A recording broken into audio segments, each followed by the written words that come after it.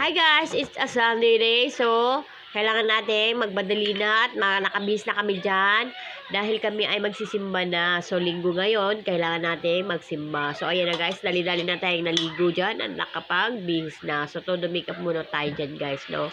Para naman tayo maputla. Kailangan natin mag-ayos kahit papano.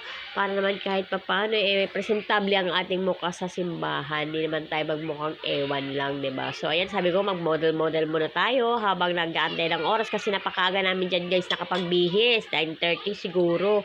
O, alas 9 pa lang kami dyan guys.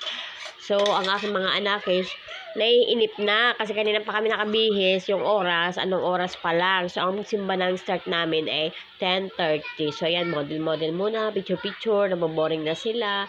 Sabi ko, konti na lang at yung anak kong dalaga ay nagbe-makeup pa, nag-aayos pa. Diyos may marimar, apakatagal talaga mag-ayos. So, ayan na guys, nakabihis na kami at nandito na kami sa tricycle.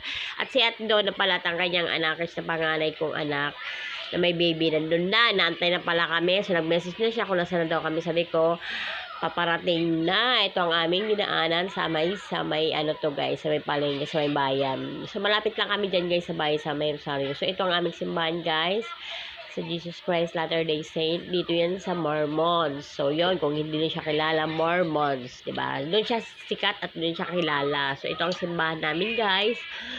So, tamang selfie kami dyan at picture. Sabi ko, masyado pang maaga, magpicturean muna tayo at tambay muna habang wala pa kasing tao kasi nasa first ward pa lang guys ang mga nagsisimba, pang second ward kami guys. So, ayan, tamang ayos, tamang makeup, tapos tamang pakit ng aking apo. Tignan mo, pakakit ng mga ipit niya. Itong anak ko to, lalay na naman. Tamang laro sila muna dyan kasi ang dami nilang card dyan sa bag. Kala mo kung ano naman, puro bag lang naman ang bit-bit, tsaka puro mga toys lang naman ang mga laman, di ba? Ayan, si Dave ko talagang hindi mawawala niya ng pagkain kasi kailangan naman ng pagkain. So, ayan, tamang selfie, model muna tayo guys. Selfie time.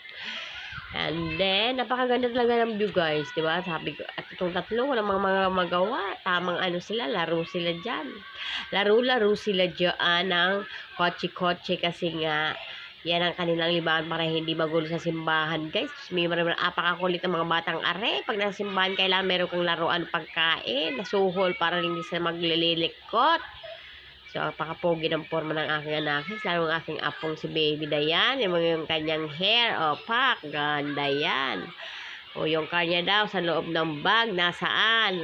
Apakakulit talaga. Pinabuksan niya sa papalo niya. Binuksan. Puro laman. Puro mga kotse-kotse. O, yung asawa ko. Tamang pa-selfie niya. O, pa-cute yan. Palabas dimple. Alden, it's that you? O, ayan, tamang picture tayo dito guys kasi dito magandang view. Dito kami guys nag-pictorial nung kasal namin. Napakaganda niyan guys, puno na yun lalo pag namumulaklak. So, papasok na tayo guys kasi mag-start ng simba. So, update na lang kami sa iyo mamaya guys. Ayan si sister. Ito ang aking mga member, ito ang mga bagets. So, lagi din sila mga kasama sa pagsimba. Ito ang aking anak. Pauwi na kami guys, tapos na kami magsimba. So, alas 12 na, magluluto pa kami. Papa ma. Tawagin mo ni Papa. Dali. Uy! Tayo!